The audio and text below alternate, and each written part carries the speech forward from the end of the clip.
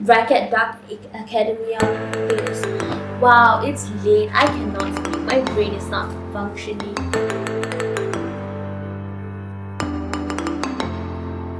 Hi. 5 apps that you should have, or up to you. You decide. You're old enough. I think if you're studying law and you made that decision, I think you can make the decision as to whether or not you should download these apps. But anyway, 5 apps that I had while doing a law degree, and 5 apps that you could have if you wanted to. Again, consent. First is the productivity challenge timer, or Forest. Both essentially the same productivity apps. They basically keep track of how much time you've invested in your work, in your projects, in your studies, in tort law, in equity and trust. And it's pretty fun. I love this app. Now with Forest, they plant little trees based on how much time you spend. But with the productivity challenge timer, it lets you advance rank. Which one's better? It depends. Like in Forest, it basically only lets you plant trees if you're on the app. So basically, you're forced to stay on the app. You're supposed to do work. Whereas the productivity challenge timer app, you can leave the app. So are you actually doing work? But personally, I prefer the productivity challenge timer. Why? Because I love the ranks. You start off as an unrepentant slacker and you work your way up.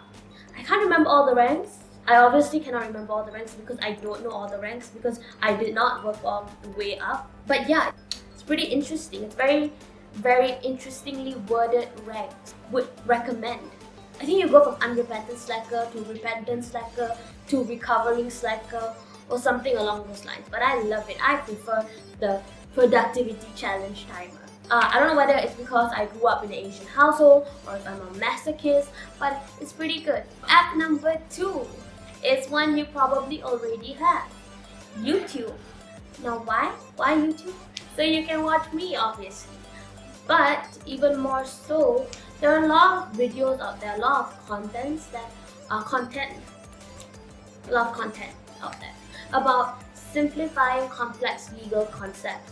And it's pretty useful. I prefer to watch content. That's how I digest. It's easier, it's fun, and I feel like I'm being productive. But even more so, the music. When I study, I like to study with music. Now, I used to listen to the Lo-Fi Live channel, the radio, but yeah, then I stopped because I kept getting distracted by the live chat. So I started listening to already uploaded playlists. The one channel I really like is Olivia Lee. I think that's how you say it. So I listened to this playlist, the specific one I like. It's called You're Studying in a Haunted Library with Ghosts. App number 3 is Google Docs and Google Drive. I know most people have this, but here's the thing, what if you don't? I don't want to be condescending and just be like, yeah, I mean, it's something everyone knows, so why should I include it? So I'm going to be inclusive and include it. Also because Google Docs and Google Drives were like lifesavers for me. They literally saved my life, but they saved a lot of my assignments. So anyway, what do? You and your friends can edit documents simultaneously. And if you're editing someone else's work, you can use the feature called suggestion to make edits, to delete, to add stuff, and you don't actually lose any of their work. Or you can use comments and leave, comments. It's pretty helpful. I've used it my whole degree life. I'm still using it now. Oh, the other thing about it is you can share all these documents, but you can restrict or grant more access to a certain person, right? So if you're sharing your notes and you don't want anyone to make edits, you can share it as viewer only.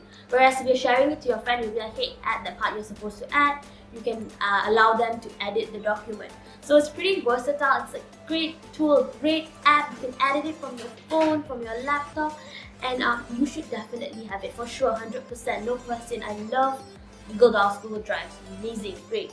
App number 4 is LinkedIn. Okay, so what is LinkedIn? LinkedIn is basically a social media, but but professional one. So it's mostly for it's basically like a resume, a social media version of your resume. Now the thing with LinkedIn is everyone's always posting about what they've already done, what they've achieved, and so I wouldn't recommend LinkedIn. It depends on what kind of person you are and what kind of headspace you're in, what kind of mental state you're in at that point. So if you're going to only be comparing yourself with others, LinkedIn is not the place to be. If you're there celebrating each other's achievements, then great, that's fine. But anyway, I'm still going to include LinkedIn because LinkedIn is helpful in finding career opportunities. So basically, if you have internships, if you want to be a paralegal, LinkedIn's the place to go because you know what's up, where to go, and who's hiring. LinkedIn is also pretty helpful for looking out for competitions, what to compete in, be it mooting competitions, advocacy competitions, writing public policies. It's pretty good, pretty fun. And finally, LinkedIn is good for networking. That was essentially what the whole app was for. The whole motto is something along the lines of, it's not about what you know, it's about who you know. It's kind of an interesting thing. Oh, also on LinkedIn, there are a lot of legal updates, a lot of updates on what is going on in the world that we're living in, people keep on living in. But anyway, one of it, like things you can read, like such as judgments of what the courts have decided, and it could be in relation to pressing matters or sexist issues or about women's right to confer citizenship onto their kids and all that stuff. But basically a place where you can read stuff and learn stuff and educate yourself and understand where we're at now, where society is at, where the courts are at, their stance on things. App number 5, the last app, is something again most of us might already have. It's Spotify. Yeah, Spotify for music, great. I agree, for sure. But for podcasts, even Spotify has a lot of they have pretty good podcasts there.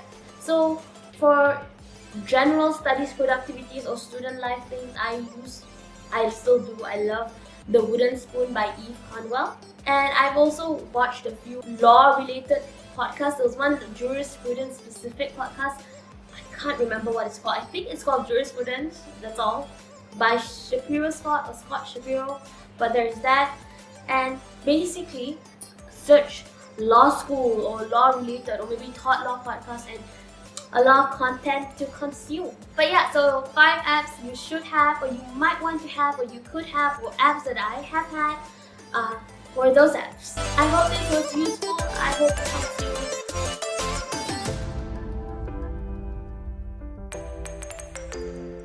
I hope you record. I will try